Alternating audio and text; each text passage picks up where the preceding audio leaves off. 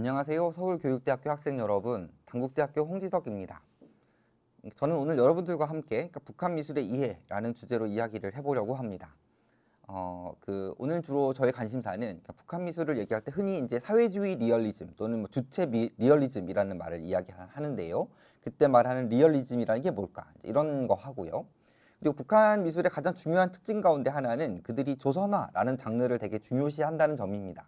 그러니까 조선화, 그러니까 1950년대 초반까지만 해도 북한 미술가들은 동양화라는 말을 썼어요. 근데 1950년대 중반 이후에는 그 동양화라는 말을 거의 쓰지 않고 조선화라는 말을 쓰게 되는 것이거든요. 네, 그래서 아무튼 그 북한 미술에서는 조선화가 굉장히 중요한데 왜 그들이 그 조선화를 중시하게 됐는가? 그리고 그들이 말하는 조선화는 무엇인가? 이런 것들이 오늘의 주요 관심사가 될 것입니다. 근데 그럴 때 이제 우리가 주목하게 되는 것은 북한 미술이 이제 소련 미술하고의 아주 긴밀한 연결관계 속에서 만들어졌고 그리고 성장했다는 점을 지적해야 될 것 같습니다.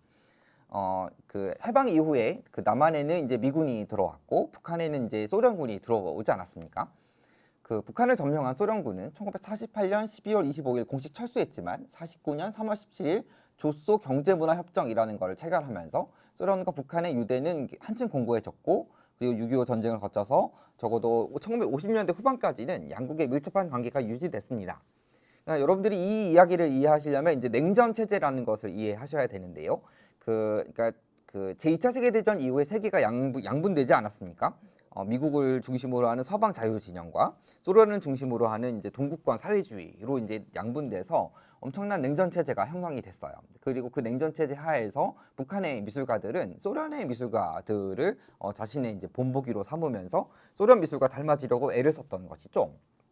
그래서 두 번째 분단, 북한 미술가들은 소련 미술을 교훈 삼아서 새로운 사회주의 미술을 건설하고자 했습니다. 1956년에 모스크바에서 열린 제1차 전연맹 소비에트 미술가 대회의 연설에 나선 조선미술가동맹 중앙위원회 위원장 정관철은 이렇게 회고했죠. 사회주의 리얼리즘에 있어서 당신들이 거둔 거대한 성과들에 대한 우리 조선 미술가들의 연구 섭취는 강력한 사상적 무기로서 옳게 이바지하게 하였습니다. 그러니까 북한 미술가들은 소련 미술가들을 배우고 그리고 소련 미술가들을 따라서 사회주의 미술이라는 걸 만들려고 했습니다. 자, 이제 그러면 그 사회주의 미술이라는 게 뭔지를 들여다봐야 하는데요. 왼쪽의 경우에는 당시에 이제 북한 평양에서 열렸던 소련 미술가들의 사회주의 리얼리즘 전시회예요. 여기에 막 인산인해를 이루고 있죠. 그리고 오른쪽은 그 1950년대 중반에 그 소련 미술가 아키모프라고 하는 무대 미술가가 왔는데 당시에 이제 북한의 미술가들이 이제 몰려들어서 아키모프에게서 이제 예를 들면 어떤 가르침을 청하고 있는 장면입니다. 가운데 이제 소련 미술을 향하여 배우자라는 글을 이렇게 이를테면 이렇게 제가 넣었는데요. 이것은 이제 당시에 조선 미술이라고 하는 이제 북한 미술가들의 잡지에 실려 있는 글의 표지를 제가 이렇게 따온 겁니다. 소련 미술을 향하여 배우자. 이게 대단히 중요한 화두였다는 것입니다. 몇 가지 사례를 들어볼 수가 있어요. 그러니까 정관철이 1957년에 발표한 글에서 이런 회고를 했습니다.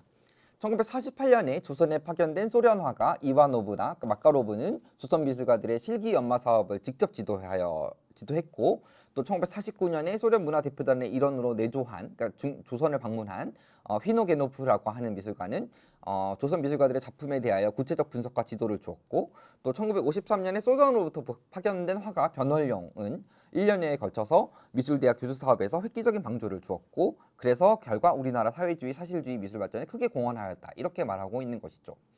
그러니까 북한 미술가들은 소련을 중심으로 물론 소련으로부터만 배운 것은 아니고 중국이라든가 아니면 다른 이제 동부권 동부 유럽의 이제 사회주의 국가들의 미술가들하고도 교류를 하면서 사회주의 체제에 적합한 자신들만의 미술을 만들어 가려고 했다는 것입니다. 그 위에 이제 정관철의 회고에 등장하고 있는 변월룡이라고 하는 이름은 여러분도 기억하실 필요가 있는데요. 이 사람은 아래 문단이요.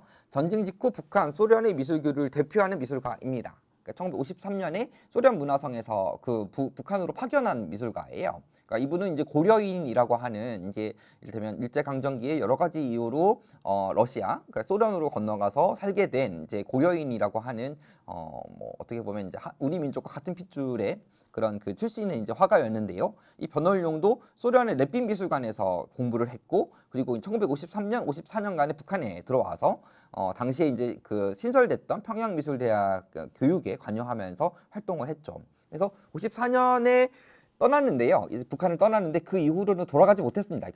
다시는 북한을 방문할 일이 없었죠.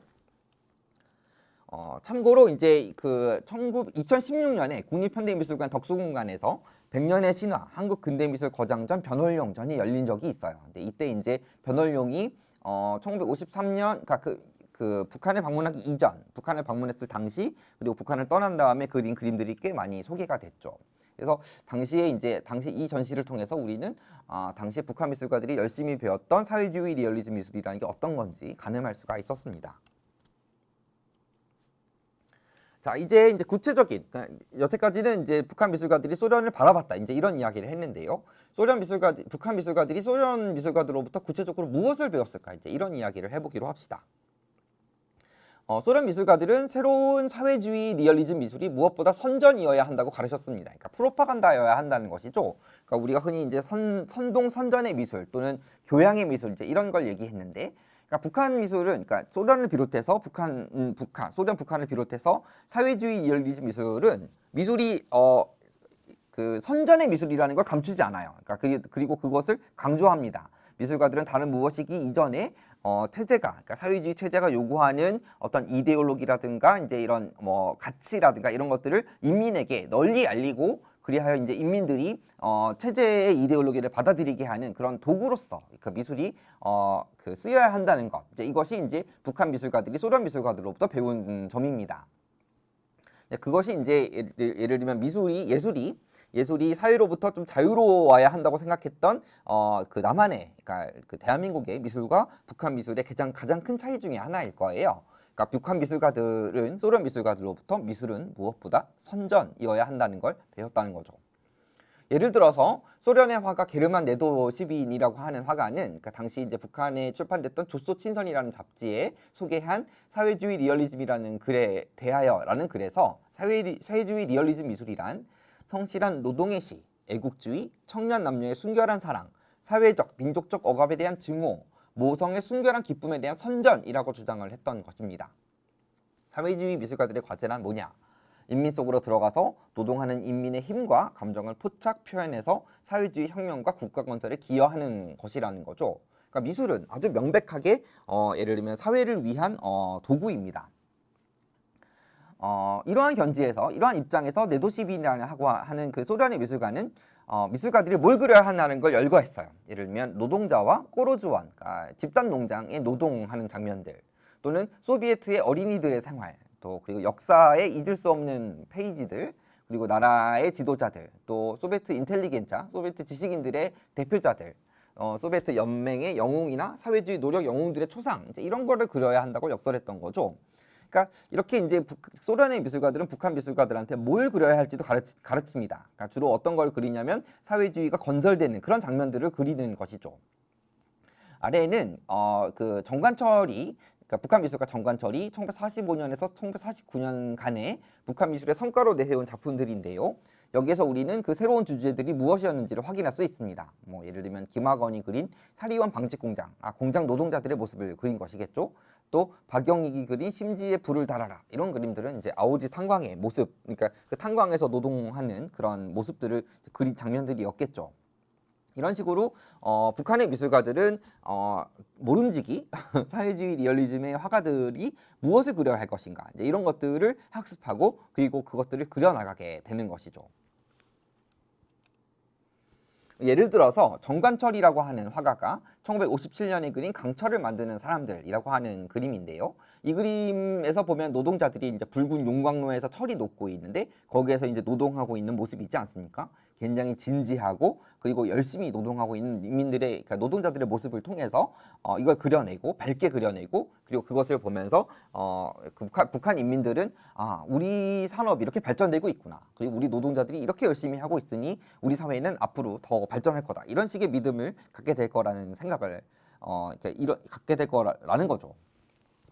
굉장히 이제 여러분 이제 붉은 기운이 이제 점차 이렇게 막 이렇게 있으면서 노동하는 그런 모습들, 이제 이런 것들을 굉장히 힘차고 그리고 이제 그 다이나믹하게 그려내는 그런 것, 이제 이런 것이 중요하다는 겁니다. 물론 북한 미술가들이 소련 미술로부터 배운 거는 새로운 주제들만이 아닙니다. 그들은 소련 미술을 통해서 이 새로운 주제들을 어떻게 그려야 할지도 배웠다는 거죠. 그것들을 어떻게 그리냐. 이런 주제들이 있다. 그걸 어떻게 그리느냐.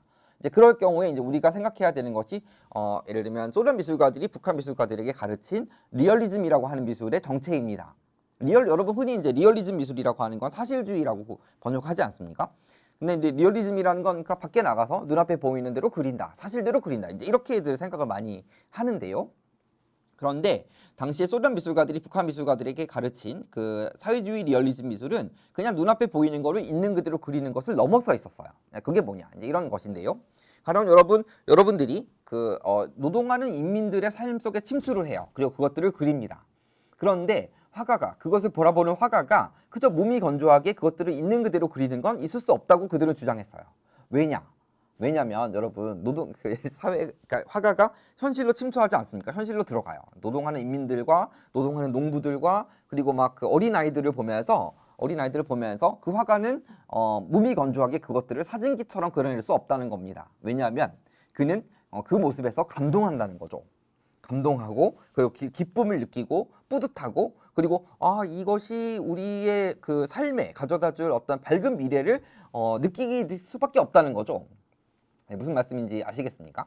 그러니까 한마디로 리얼리스트라는 건 진정한 리얼리스트라는 건 밖에 나가서 눈앞에 있는 거 있는 그대로 그리는데 멈출 수 없고 자기가 그로부터 느낀 어떤 감정, 격정 그리고 희망, 낭만 그다음에 그 미래를 바라보는 밝은 어떤 전망 이런 것들까지 거기다 담아서 그려야 한다는 것이 사회주의 리얼리즘 미술의 굉장히 중요한 특징입니다. 두 번째 줄 끝에 소련 미술가들은 그들에게 눈앞에 현실을 보이는 그대로 그리지 말고 그로부터 본질적인 것, 즉 중요하고 기본적인 것, 전형적인 걸 찾아서 그려야 한다고 가르쳐요. 그런데 미술가들이 포착해야 하는 본질적이고 전형적인 건 대체 무엇일까요? 소련 미술가들에 따르면 사회주의 현실에 침투한 미술가는 노동하는 인민의 열정, 환희를 느낄 수 있고 그리고 그로부터 사회생활의 발전 방향을 확인할 수 있다는 겁니다. 그리고 그것을 예를 들면 자기의 그림 속에 담아야 한다는 것. 이제 이것이 소련 미술가들이 북한 미술가들에게 가르친 거죠. 그래서 여러분 소련에서도 그렇고 북한에서도 그렇고 흔히 이제 눈앞에 있는 걸 있는 그대로 사진기처럼 뭐 이렇게 그린 것들을 북한 미술가들은 소련과 북한 미술가들은 좋아하지 않았습니다. 그것들을 그러니까 소위 이제 기계주의, 형식주의 또는 부르주아 자연주의 이제 이런 거라고 부르면서 그것들을 배격했어요.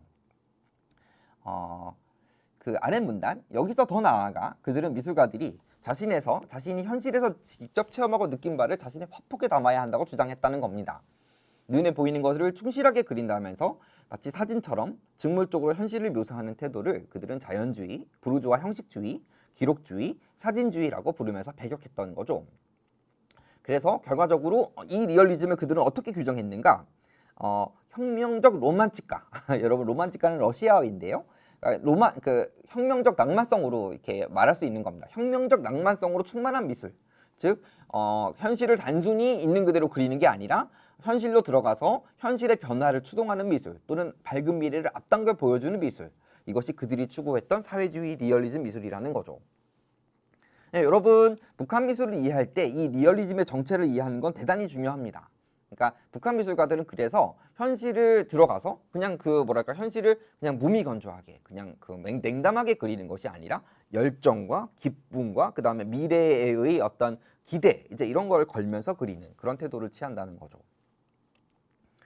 그래서 여러분 이제 안드레이 즈다노프라고 하는 사람인데요. 이 사람은 이제 그 스탈린 여러분 그 스탈린이라고 하는 소비에트 지도자가 있지 않았습니까? 그 소비에트 지도자의 어떤 문화적 스탈린 시대에 소련의 문화 정책을 대표했던 사람이 안드레이 즈다노프라는 사람이에요. 근데 이 안드레이 즈다노프가 1934년에 했던 유명한 연설이 있습니다. 여기에서 그 태도가 드러나는데요. 작가가 예술작품 속에서 진실에 충실하게끔 묘사하려면 생활을 알아야 합니다. 말하자면 생활을 현학적으로, 죽은 것으로, 단순하게 객관적 현실로 서술하는 것이 아니라 혁명적으로 발전하는 현실로서 묘사하라는 것입니다.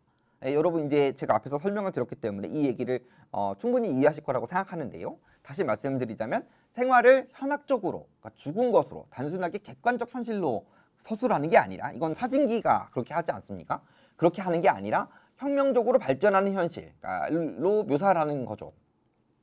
소비에트 문학예술의 시선을 우리의 미래에 던질 수 있어야 합니다. 그것은 결코 유토피아일 수 없습니다. 우리의 미래가 계획적이고 의식적인 노동에 의하여 오늘 이미 준비되고 있기 때문입니다.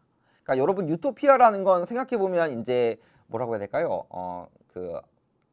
그들이 원하는 거지만 결국 도달할 수 없는 그런 뉘앙스를 갖고 있지 않습니까? 근데 지금 이제 드다도프가 이야기하는 것은 뭐냐면 유토피아처럼 도달할 수 없는 게 아니라 우리가 원하는 미래는 앞으로 반드시 돌아올 것이다. 왜냐? 눈앞에서 지금 예를 들면 혁명적 건설이 이루어지고 있기 때문에 이렇게 되는 거죠. 그리고 그 화가는 혁명적 건설의 장면을 묘착한 그 그림을 자기 그림을 통해서 포착하면서 미래를 앞당겨 보여주는 그런 걸 해야 한다는 겁니다. 여러분 당시 이제 소련 미술가들이 그린 그 일련의 이제 그림들을 몇 작품 보여드릴 건데요. 타치아나 야볼로스카야라고 하는 화가가 그린 이제 그 노동하는 농민들의 모습입니다. 여기서 여러분 딱히 뭐랄까 발전한 모습은 아니죠, 여러 가지로. 하지만 여기서 여러분 노동하고 있는 그런 그 농부들의 모습은 어떻습니까? 가운데서 이제 한 그 농부가 여성 농부가 팔을 들고 힘차게 웃고 있지 않습니까?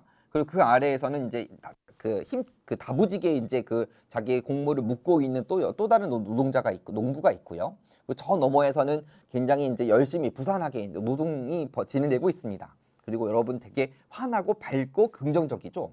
그러니까 이런 모습들이 이제 우리가 흔히 얘기하는 사회주의 리얼리즘의 전형적인 모습입니다. 언제나 밝고 긍정적으로 노동을 묘사하는 거죠. 그리고 이걸 보면서 화가도 그렇고 그 그림을 보는 관객들도 그렇고 굉장히 큰 기쁨을 느끼면서 우리의 그 소비에트 사회가 굉장히 앞으로 발전해 나가겠구나라는 믿음을 만들게 된다는 것입니다.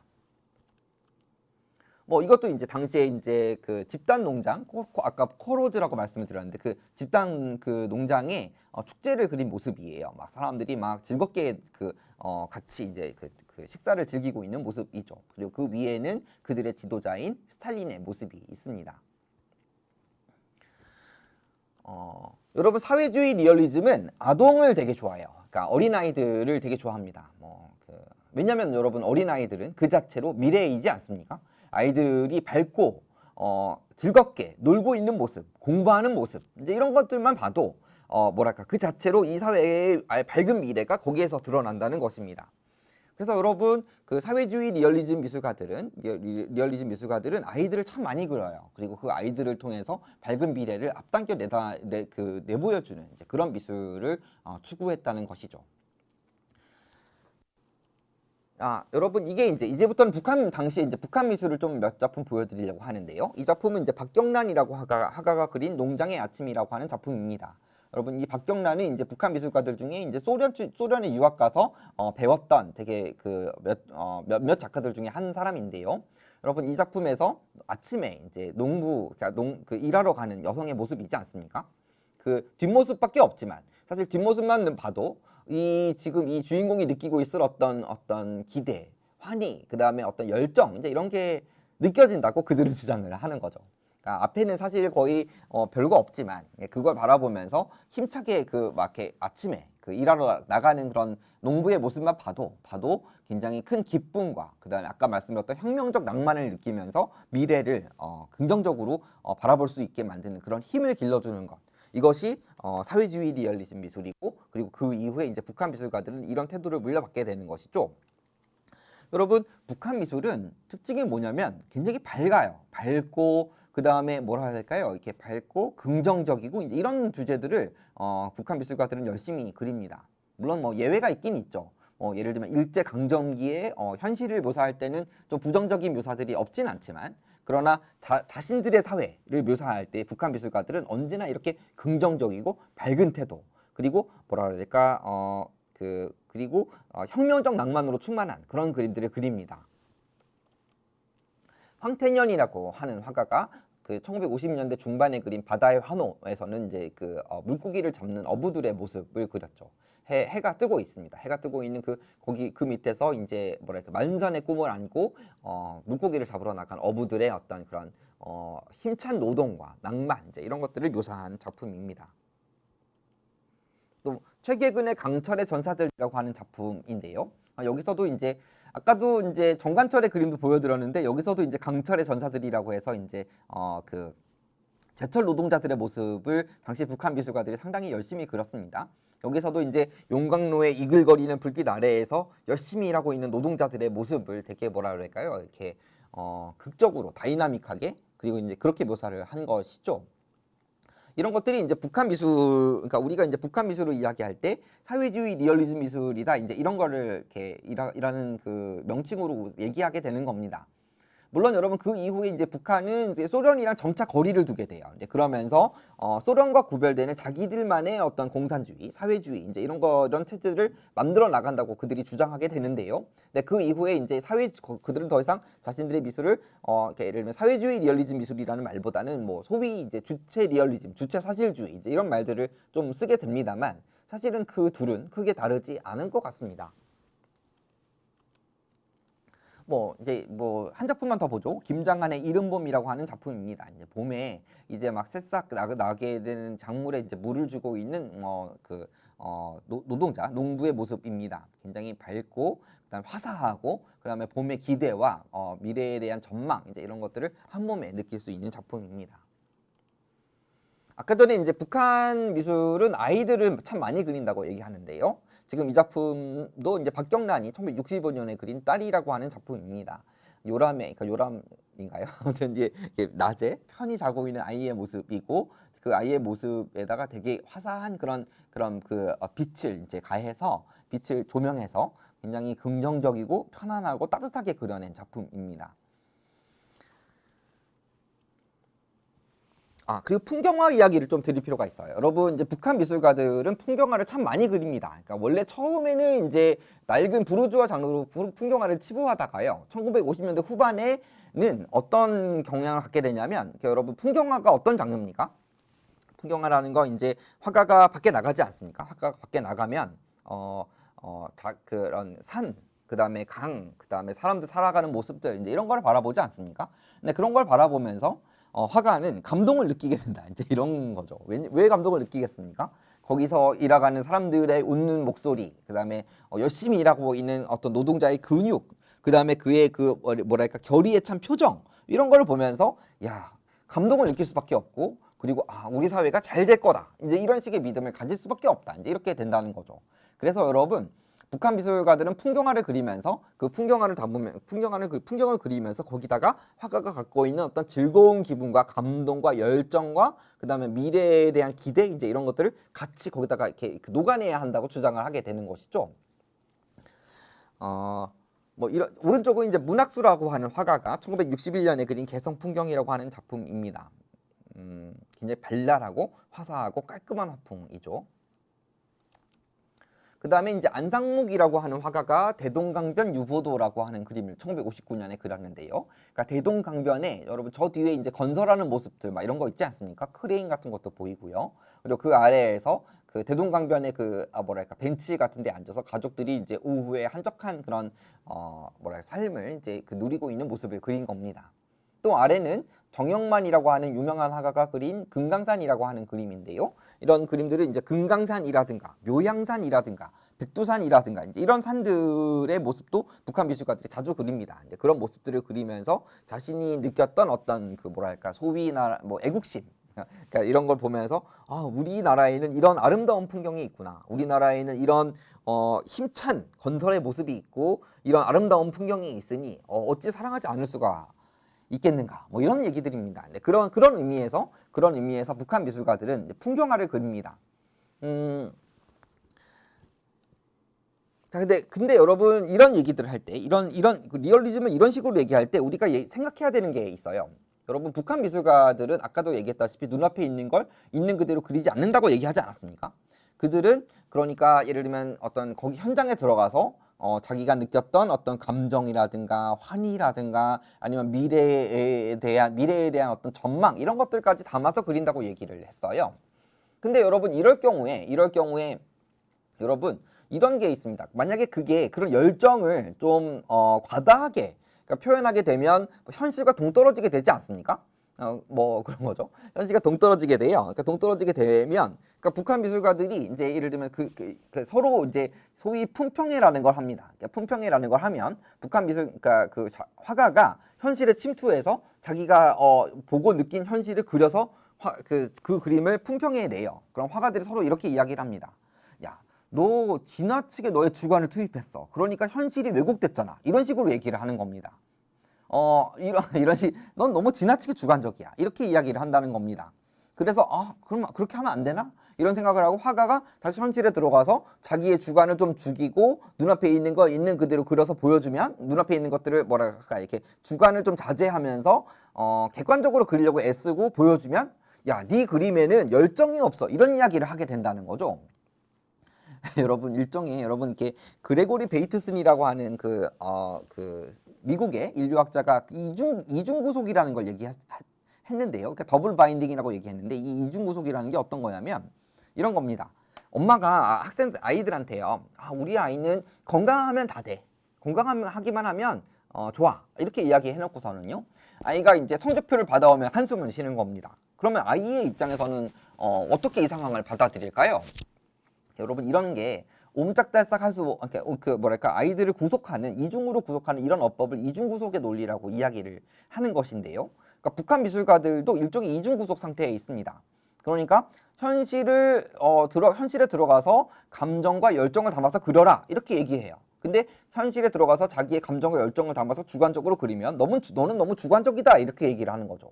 그리고 그런 얘기를 지적을 받고 주관을 좀 죽여야 되나 보다 이렇게 생각하면서 객관적으로 그리면 너의 그림에는 주관이 없어 이런 얘기를 하면서 통제를 한다는 거죠.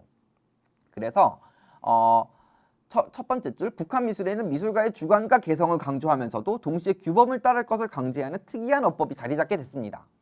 미술가를 이중으로 구속하는 이러한 어법에서 서정이라든가 개성이라든가 주관이라든가 이런 건 늘 강조되지만 그것은 정해진 방식으로 서정적이고 규범적으로 개성적인 것일 수밖에 없다는 거죠. 그러니까 결과적으로 그래서 북한 미술은 다 비슷비슷하게 됩니다. 그러니까 예를 들면 비슷비슷하게 된다는 의미는 뭐냐면 너무 뭐라 그래야 될까?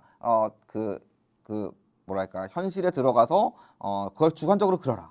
그리고 근데 너무 주관적이면 안 돼. 이렇게 이야기하는 것 속에서 약간 그 균형점을 미술가들이 유지하려고 무지하게 애를 쓰게 되는데요. 그 유지하는 선이 정해지게 된다는 겁니다. 북한 미술가들이 어떤 의미에서 북한 미술이 되게 천편일률적으로 보이는 것은 이제 그런 사정하고 긴밀한 연결관계를 갖고 있다. 이렇게 말씀을 드릴 수가 있습니다. 자, 이제 오늘의 두 번째 주제는 아까 전에 이제 제가 첫 번째 리얼리즘의 정체가 뭐냐 이런 이야기를 드렸는데요. 그 얘기는 여태까지 좀 한 것 같고요. 이제는 북한 미술이 왜 조선화, 그러니까 아까 전에 말씀드렸던 그 조선화라는 걸 강조하게 됐느냐 이런 이야기를 좀 해보겠습니다. 그럴 때 여러분 사회주의 리얼리즘이 강조하는 되게 중요한 주장이 있어요. 그건 뭐냐면 사회주의적 내용과 민족적 형식이라는 말입니다. 여러분 우리가 흔히 그 사회주의 리얼리즘을 요약할 때 그러니까 사회주의 리얼리즘을 설명하는 여러 가지 표현들이 있는데요. 그 중에서 가장 유명한 표현이 저 내용입니다. 사회주의적 내용과 민족적 형식인 거죠. 아래에는 스탈린이 1948년 7월 7일에 한 연설의 일부분인데요. 소비에트 사람들은 각 민족들이 대소를 막론하고 다 같이 오직 그에게만 있고 다른 민족에게는 없는 자기의 질적 특질들과 자기의 특수성을 가지고 있다고 간주한다. 이 특징들은 각 민족들이 세계 문화의 총보물고에 이바지하며 그를 보충하고 그를 풍부히 하는 공헌을 말하는 것이다. 이렇게 말하는 거죠. 그러니까 민족적 형식이라는 거를 북한 그러니까 소련이 강조했다는 거예요. 각 나라가 저마다 가지고 있는 민족적 형식이라는 게 있고 그런 것들을 발전시켜야 되겠다라고 지금 스탈린이 요구하고 있다는 겁니다. 그래서 여러분 그런데 여러분 그 소비에트에서는 왜 민족적 형식이라는 걸 강조했을까요? 각 민족에게 고유했던 그런 민족적 형식을 발전시키라고 요구했던 이유는 무엇일까요? 이런 얘기를 이제 우리가 여러분들이 이해하실 때 되게 중요한 거는 이런 얘기들입니다. 여러분 아까 전에 말씀드렸다시피 소련이 북한 미술가들한테 가르쳤던 리얼리즘이라는 건 현실을 그리되 있는 그대로 그리는 게 아니라고 말씀을 드렸어요. 거기에다 자기의 감성과 열정과 미래에 대한 전망을 담아서 긍정적으로 그리는 거죠. 근데 여러분 그렇게 되면 그 리얼리즘, 그러니까 그 그림과 여러분 결과적으로 리얼리즘이긴 미술이긴 합니다만 정작 그 그림을 보고 눈앞에 있는 현실을 보면 그 눈앞에 있는 현실과 그 그림 사이에 거리가 생기지 않겠습니까? 왜냐하면 그들은 미래를 앞당겨서 보여줬으니까요. 네, 그렇기 때문에 사실은 그 사회주의 리얼리즘 미술은 리얼리즘 미술이라고 자기를 주장합니다만 굉장히 현실과 큰 거리를 두고 있는 비현실적인 미술이라고 말할 수도 있어요. 근데 그렇게 말할 수 있지 않겠습니까? 그런데 여러분 그런 그 그림의 내용이 그럴진데 그런 내용들이 그럴진데 그러니까 그런 의미에서는 그러니까 소련 미술가들과 북한 미술가들이 그려낸 리얼리즘 미술이라는 건 사실 그거를 봐야 되는 인민의 입장에서 놓고 볼 때는 굉장히 거짓된 현실을 보여주고 있다고 말할 수도 있죠. 허황된 현실 또는 아니면 뭐랄까 기만적으로 보여주다고 말할 수도 있을 거예요. 그거를 소련 미술가들도 그리고 북한 미술가들도 잘 알고 있습니다. 네, 그렇기 때문에 그들은 민족적 형식을 강조했다라고 말할 수도 있을 것 같아요. 왜 그러냐면 여러분 내용이 그러니까 예를 들면 내용이 비현실적이면 결과적으로 사회주의 리얼리즘 미술 자체가 굉장히 비현실적인 미술이지 않습니까? 그런데 그 내용도 비현실적인데 그거를 실어 나르는 형식조차도 비현실적이면 그러면 그 인민들이 그 그림을 제대로 받아들일 수 있을까요? 네, 그런 문제의식 속에서 소련 미술가들 그리고 북한 미술가들은 민족적 형식이라는 거에 주목하게 됐다는 겁니다. 그러니까 민족적 형식이라는 건 각 그 나라 또는 그 민족의 인민들이 가장 편안하게 생각하는 형식들이에요. 그러니까 그런 가장 편하게 생각하는 그런 형식들에다가 이 비현실적인 내용을 담아서 실어 나르는 거죠. 두 번째 줄, 이에 따라 사회주의 예술에서 문화유산이라든가 민족적 형식은 각별한 의미를 지니게 됐다. 무엇보다 민족적 형식은 인민 대중에게 친숙한 형식이었기에 그 짝인 사회주의적 내용의 낯섦, 곧 혁명적 낭만성으로 충만한 사회주의적 내용의 비현실성을 완화, 은폐하는 역할을 수행했다는 거죠. 한마디로 말해서 소련 미술가들이 민족적 형식을 강조했던 건 뭐냐면 사회주의적 사상과 감정을 인민에게 신속하고 용이하게 전달, 보급하는 이해 가능한 친숙한 형식이었기 때문이라는 얘기입니다. 자, 그러면 북한 미술가들이 이제 민족적 형식으로 받아들인 게 뭘까요? 그게 여러분 조선화라는 겁니다. 여러분 조선화 아까도 말씀드렸다시피 조선화 1950년대 초반까지만 해도요. 북한 미술가들은 동양화라는 말을 더 많이 썼습니다. 동양화. 그러니까 우리가 흔히 얘기하는 이제 의미의 전통 수묵 담채화, 전통 수묵 채색화 이런 걸 표현하는 그런 언어로 동양화라는 말을 썼죠. 처음에는. 그러다가 1950년대 중반이 넘어가면 조선화라는 말을 씁니다. 여러분 나중에 이제 우리나라에서는 이거를 이제 동양화 대신에 이제 한국화라는 말을 쓰긴 썼는데요. 북한은 1950년대 중반에 이미 조선화라는 말을 썼습니다. 그리고 조선화를 그 사회주의 리얼리즘의 그런 사회주의적 내용을 실어 나르는 민족적 형식으로 발전시켜야 되겠다라는 것들을 그들이 발전시켰다는 거죠. 근데 여러분 그 과정이 순탄치만은 않았어요. 왜 그러냐면 여러분 조선화라는 건 어떤 겁니까? 수묵 담채화, 수묵 채색화 이제 이런 것들은 과거에는 좀 더 뭐라고 해야 될까 지배계층의 그러니까 양반 사대부들이 많이 그린 그림 아닙니까? 그러니까 사회주의를 추구하는 북한 미술가들의 입장에서는 조선화라는 거를 우리의 민족적 형식으로 발전시킬 필요가 있을까? 이런 문제의식을 그들도 가졌다는 겁니다. 예를 들어서 여러분 김주경이라고 하는 화가는 1947년에 이렇게 비판했어요. 목화법이라는 것은 인류의 지능이 아직 미개한 단계에 있던 원시공산 시대, 즉 색채의 제조술이 발달되지 못했던 고대 시기의 부득이한 방법이었음에 불과한 건데 지금 우리는 유채화 쓰지 않느냐. 근데 그 목화라는 것, 그러니까 예를 들면 그 조선화를 굳이 우리가 써야 되겠느냐 이런 문제의식을 제기했던 미술가도 있다는 거죠. 또 아래에 정연웅이라고 하는 미술가는 이렇게 주장했습니다. 조선 사람이니까 조선 옷만 입어야 한다는 것은 너무나 협소한 견해라고 생각한다. 재료의 공통성을 말할 게 아니라 같은 재료를 사용하면서 어떻게 자기 민족의 특성을 나타내느냐는데 문제가 있다고 생각한다. 이런 식의 이의제기도 있었던 거죠. 이런 그 김주경이나 정연웅의 입장에서는 사회주의적 내용을 실어나를 민족적 형식이 곧 조선화여야 되겠느냐, 유화로도 얼마든지 할 수 있는 거 아니냐 이렇게 생각을 하는 사람도 있었다는 겁니다. 여러분들은 어떤 생각을 하실 수 있을까요? 네. 하지만 여러분 이런 김주경이나 정연웅 같은 사람들의 생각은 비판받았습니다. 그리하여 이런 주장을 하게 되는 사람이 등장하게 되는 거죠. 여러분 아래에는 아까 말씀드렸던 변월룡이 그린 근원 김용준이라고 하는 사람의 초상화인데요. 이 김용준은 1950년대 중후반에 그 조선화 담론을 주도했던 사람입니다. 그런 사람이 1957년에 우리 미술의 전진을 위하여라는 글을 발표했어요. 거기에서 이렇게 주장을 했습니다. 자기의 특성과 자기의 고집이 없이 쌓은 문화가 100년의 공을 들였다고 하여 그것이 국제주의 예술의 보물고에 무슨 자랑으로 참여할 수 있겠는가. 한때 우리들 중에는 막스주의 미학에 대한 불충분한 이해의 결과로 자기 문화 전통에 대한 종기성을 인식하지 못하며 외래 선진 문화를 우리의 주체성을 통하여 옳게 섭취하지 못하고 교조적인 모방을 일삼는 사람들이 한두 사람이 아니었다 라는 거죠. 그러니까 우리들의 전통 문화에 대한 인식이 결핍된 상태에서 교조적인 서양 거를 있는 교조적으로 모방하는 사람들이 많았다. 이러한 결과는 필경, 작용적 오류를 범하였고 결국에 있어서는 우리 조선의 고귀한 미술 전통을 계승 발전시키는 입장에서 선진 미술을 옳게 도입하는 사업이 미약하게 되는 경우도 많았던 것이다 라는 거죠. 아래 문단은 그 주장이 어디를 향하고 있는가를 보여줍니다. 과거 어느 시기에는 불행하게도 유화로서 우리 미술의 주인 노릇을 하게 하려는 그릇된 경향도 없지 않았다. 창작에 종사하는 전문 화가들로 대다수의 역량이 유화 중심으로 돌려지고 있었고 민족미술에 대한 연구는 극히 부진하게 진행되고 있다. 이렇게 되는 거죠. 한마디로 말해서 여러분, 김용준은 이렇게 주장하고 있다는 겁니다.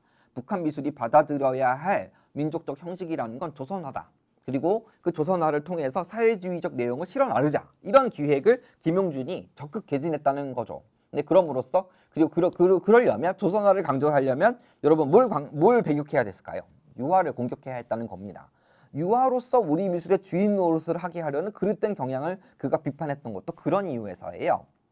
그러니까 한마디로 뭐랄까 아까 전에 말씀드렸던 사회주의적인 내용을 민족적 형식으로 실어 나가야 하는데 그 민족적 형식으로 조선화를 취하겠다는 그런 입장이 대략 1950년대 후반에 북한 미술에 확립이 됩니다. 그리고 1966년에 김일성, 그러니까 북한의 지도자인 김일성이 우리의 미술을 민족적 형식의 사회주의적 내용을 담은 혁명적인 미술로 발전시키자라는 담화문을 발표해요. 그리고 이 담화문에서 어떤 식의 주장을 하게 되냐면 이런 식의 주장을 해야 합니다. 네 번째 줄, 우리의 미술이 철저하게 민족적 형식의 사회주의적인 내용을 담아야 합니다. 이를 위하여 무엇보다 중요한 것은 훌륭한 민족적 전통을 가지고 있는 조선화를 토대로 하여 우리의 미술을 더욱 발전시켜 나가는 것입니다. 라는 거죠. 그래서 이게 이제 여러분 수령의 교시로 미술가들한테 지시가 내려오게 되는 겁니다. 이제 사회주의적 내용을 담는 민족적 형식이라는 건 조선화다. 그리고 그 조선화를 통해서 우리의 미술을 발전시켜 나가자라는 입장이 확고하게 정해지게 된다는 거죠. 여러분 이 다음에는 그러니까 수령 교시가 이렇게 내려지면 여러분 잘 알고 있다시피 북한은 굉장히 뭐랄까 일당 독재, 1인 독재 이런 체제로 나가지 않았습니까? 그렇기 때문에 수령의 교시는 되게 중요합니다. 그리고 이 이후에 그러니까 적어도 1966년 이후에는 북한 미술은 철저하게 조선화를 위주로 발전하게 되는 거예요. 가령 예를 들면 여러분 미술대학에서도 학생들이 어디를 많이 지원하게 되냐면 조선학과를 더 많이 지원하게 되는 겁니다. 유화나 아니면 다른 것 전공보다도 조선화에 막 하고 그리고 무슨 국가미술 전람회에서도 조선화에 출품하는 작품들이 훨씬 많고 막 그런 상황이 된다는 겁니다. 인기 장르가 된다는 거예요. 그래서 지금도 여러분 이 교시는 일정하게 유지가 되고 있습니다. 근데 이제 여러분 두 번째 문단 잠깐 읽어보면 그런데 조선화를 우리나라 미술 발전의 바탕으로 삼으라는 것은 결코 복고주의적으로 옛날 것을 그대로 본따라하는 것을 의미하진 않습니다. 우리는 조선화의 선명하고 간결한 전통적 화법을 연구하여 그것을 우리 시대의 요구에 맞게 더욱 발전시켜 나가야 합니다. 이런 이야기를 하고 있다는 거죠. 그러니까 여러분 북한 미술에서 조선화라는 걸 강조해요. 근데 그 조선화를 강조한다는 의미는 뭐냐면 조선시대나 또는 그 이전에 우리의 전통 회화를 있는 그대로 계승해서 그것들을 유지하라는 의미가 아니고요. 거기 있는 것들을 가져와서 전통 예를 들면 전통의 회화, 그러니까 전통의 수묵 채색화, 수묵 담채화 이런 전통에서 유산을 가져와서 북한의 현실에 맞게 그것들을 개조 변형시켜 나가라는 얘기입니다. 네, 그래서 여러분 북한 미술에서는 이제 우리 것을 강조하는데요. 그러니까 특히 1966년 이후에는 굉장히 우리 것을 강조하는 분위기가 굉장히 뭐랄까 강화가 되는데 그런 경우에 우리 것이라는 건 뭐냐면 과거의 것을 있는 그대로 복원하고 계승한다는 의미라기보다는요. 그것들을 가져와서 자기들의 현실에 맞게끔 개조 변형시켜서 뭐라고 해야 될까? 현대적으로 만드는 것. 이런 것들이 이제 북한에서 추구하는 의미에서의 어떤 문화유산 계승 정책의 방향이라고 말할 수가 있습니다. 그것은 조선화를 바탕으로 미술을 발전시키는 문제에서도 마찬가지 문제였죠. 네, 제가 좀 빨리 말을 빨리 진행하고 있는데요. 그래도 이제 정해진 시간 안에 좀 뭐랄까 얘기들을 이렇게 핵심 내용들을 좀 하려고 하다 보니 좀 말이 좀 빠른데요. 네, 여러분들이 이제 잘 따라오셨으면 좋겠습니다. 어떻든 여태까지 제가 얘기했던 건 뭐냐면 북한 리얼리즘의 성격이 뭐냐. 근데 그 리얼리즘은 눈앞에 있는 걸 있는 그대로 그리는 것이 아니라 혁명의 열정과 혁명적 로만틱과 열정과 환희와 감동과 미래에 대한 전망을 담아서 그리는 그림이다. 라는 얘기를 들었죠. 그런데 거기에 더해서 근데 그런 미술은 결과적으로는 현실과 분리된, 그러니까 현실과 동떨어진 일종의 환상적인 그림이 될 수밖에 없지 않습니까? 현실에 비해서 항상 북한 미술은 좀 더 낙관적이고 좀 더 긍정적이고 뭐 그런 거니까요. 근데 그렇기 때문에 그들은 뭐랄까 그런 비현실적인 내용을 실어날릴 형식만큼은 좀 인민 대중에게 친숙하고 그리고 편안한 그런 그 형식이 되길 바랬다. 그래서 그들은 조선화라는 형식을 자기네들의 사회주의적 내용을 실어나를 민족적 형식으로 받아들여야 했다. 이런 얘기들이 결과적으로 핵심일 것이고, 그리고 지금 여러분 김일성 담화가 보여주는 것은 뭐냐면 북한이 그거를 예를 들면 미술가들 안에서 어떤 합의로 끝나는 것이 아니라 김일성의 담화문의 형식을 빌어서 그것들을 제도화하고 굉장히 뭐랄까 도그마틱하게 그러니까 규범화하는 그런 양상으로 나아갔다는 것까지 보여주고 있습니다. 근데 여러분 끝으로 이제 오늘의 주제는 뭐냐면 이런 얘기죠. 그러면 북한에서 발전시킨 조선화라는 건 뭘까? 그들은 조선화를 토대로 미술을 발전시켜 나가야 했다고 얘기했는데 북한 미술가들이 추구했던 조선화라는 건 어떤 거였을까? 이런 이야기를 잠깐 하는 걸로 오늘의 이야기를 마무리하려고 합니다. 지금 여러분 1957년에 김용준이 그린 춤이라고 하는 작품이에요.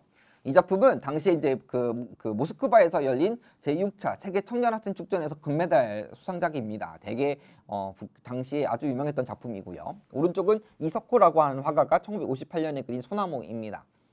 그러니까 여러분 그리고 이제 이 작품은 이제 정종여라는 화가가 1958년에 그린 고성인민들의 전선오노라고 하는 작품이에요. 여러분 이 작품도 그렇고 이 작품들도 그렇고 여러분 초기에 1950년대 후반에 북한 미술가들은 수묵 담채화를 좀 더 많이 그렸습니다. 수묵 담채화라는 건 여러분 그러니까 채색 물감을 최소화 쓰면서 먹에 굉장히 담백하고 맑은 느낌을 부각시키는 그런 그림들이었죠. 아마 1950년대 후반에 이런 분위기가 지속이 됐으면 북한 미술가들도 굉장히 이런 수묵 담채화들을 굉장히 발전시켰을 거예요. 하지만 여러분 어느 시점부터 특히 1950년대 후반에 이제 이런 수묵 담채화풍의 그림들을 반대하는 미술가들이 등장하게 돼요. 특히 젊은 세대들, 그러니까 평양미술대학을 졸업한 젊은 세대들의 미술가들은 이런 그림들이 좋지만 좀 답답해 이렇게 얘기를 하게 된다는 거죠. 답답한 이유는 뭡니까? 무엇보다도 이런 그림들이 채색을 쓰고 있지 않기 때문이에요. 특히 이제 여러분 여기 왼쪽에 김용준이라는 화가는 조선화를 수묵 담채화 위주로 발전시켜야 된다고 생각했던 거예요. 왜냐하면 여러분 그 김용준이 느끼기에 모름지기 조선화라는 건 맑고 담백하고 뭐 그런 거여야 되는데 채색화로는 그런 느낌이 잘 안 난다는 거죠. 채색화보다는 수묵 담채화로 맑고 담백하고 그리고 순수한 이제 그런 그 조선화를 발전시키는 게 더 적절하다고 생각을 했던 겁니다. 처음에는 그리고 이런 얘기들에 호응하는 사람도 꽤 많았어요. 하지만 아까도 말씀드렸다시피 점차 그 1960년대에 등장하게 되는 젊은 세대들의 입장에서는 이런 수묵 담채화만으로는 좀 뭐랄까 자기들이 그려낼 현실에 역부족이다라고 생각하게 되는 그런 사람들이 등장하게 됩니다. 가령 예를 들면 여러분 이수연이라고 하는 젊은 세대가 1962년에 발표한 글에서 그는 이렇게 주장을 했어요. 인민들의 요구를 충족시키며 그들의 의견에 복종하는 게 우리의 과업이다. 그런데 무엇 때문에 묵화의 낡은 틀을 고집하면서 검은색에서 붉은색을 느끼라고 인민들에게 강요하겠는가 이런 얘기를 하게 되는 거죠. 그러니까 예를 들면 옛날에 수묵 담채화하는 화가들은 이런 얘기를 하는 거죠. 먹 속에는 5개의 색깔이 있어. 이런 얘기들을 하면서 수묵 담채화를 강조했다는 겁니다. 그런데 1960년대 초반에 등장한 이 새로운 세대들은 그런 얘기를 들으면 안 통하는 거예요. 아니 검은색에 무슨 5가지 색깔 그건 그냥 검은색이야 이런 얘기를 하는 미술가들이 등장하게 된다는 거죠. 이 젊은 세대들은 자기들의 조선화에 색으로 충만한 조선화를 원했어요. 1960년대 초반에 채색을 옹호한 화가들은 색채가 인민의 요구라고 주장했습니다.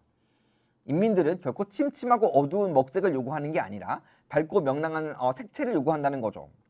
그리고 이때가 여러분 1950년대 후반부터 1960년대에는 북한이 엄청 산업화로 돌아가는 시대, 그러니까 산업화를 진행해 나갔던 시대예요. 소위 천리마 시대였던 거죠.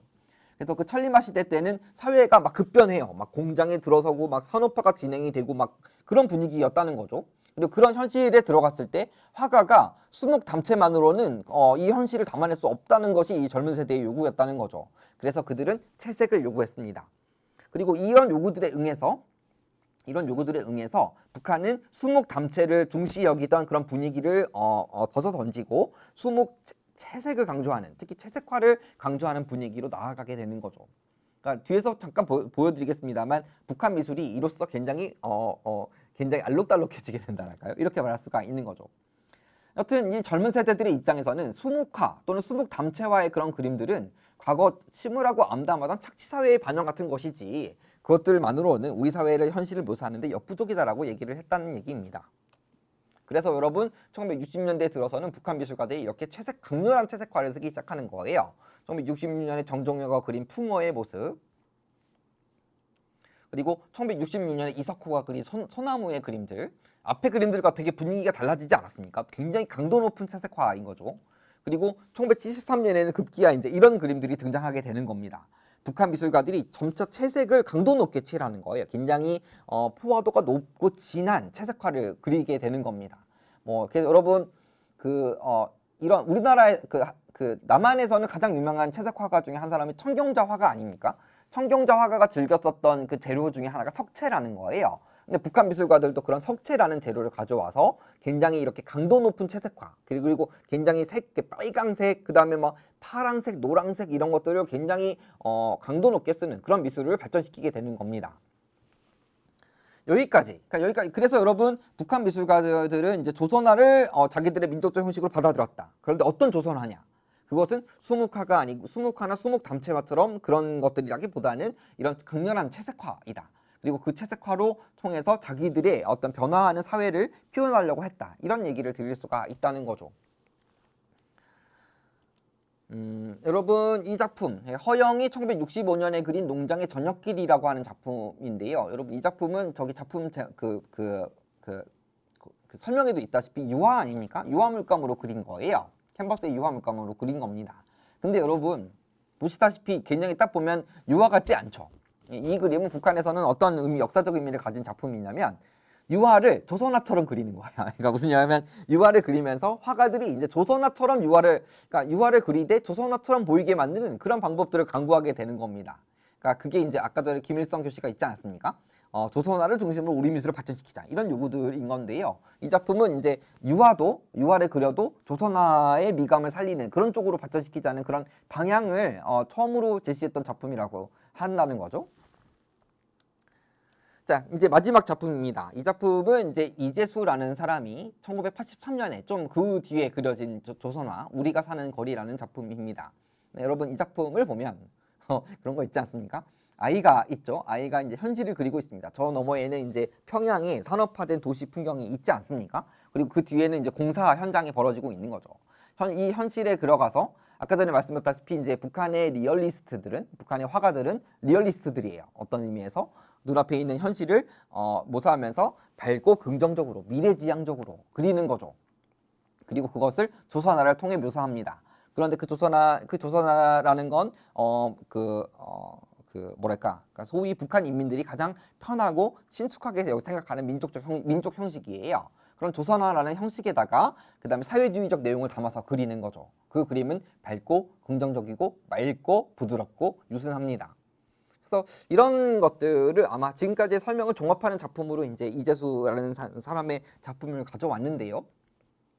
물론 이제 제가 오늘 설명드리는 북한 조선화의 내용은 이제 가장 뼈대에 해당이 되는 내용입니다. 굉장히 많은 논리와 담론들과 작품들이 있죠.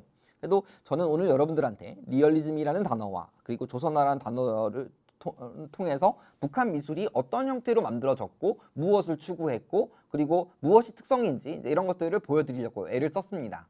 아무쪼록 오늘의 이제 제 수업 내용이 북한 미술에 대한 여러분들의 어떤 인문적 북한 미술에 대한 여러분들의 입문 또는 아니면 북한 미술에 대한 기본적인 이해에 도움이 되셨기를 바랍니다. 여태까지 수업 들어주셔서 감사합니다. 안녕히 계십시오.